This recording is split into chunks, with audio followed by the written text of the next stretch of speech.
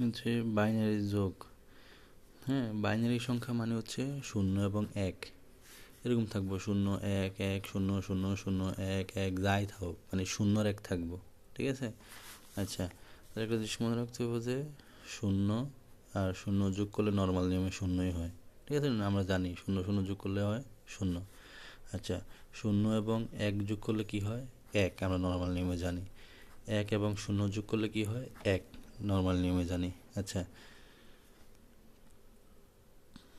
তারপর হচ্ছে 1 যোগ 1, যদি দুইটা 1 যোগ হয় তাহলে হচ্ছে এটা আমরা এটা যোগ করলে হয় 10। ঠিক আছে, আমরা ওই যে বলি না 5 5 10, 10 হয়। তো 10 হইলে বসাই 0, হাতে 1, তাহলে আমরা বসামো 0, হাতে থাকবো এই যে এই একটা হচ্ছে হাতে থাকবো, হাতে।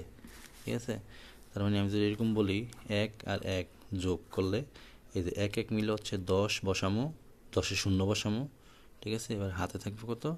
হাতে থাকবে হচ্ছে আর 1, এই একটা এদিকে বসামো। ঠিক আছে, সরি ব্লার হইতেছে।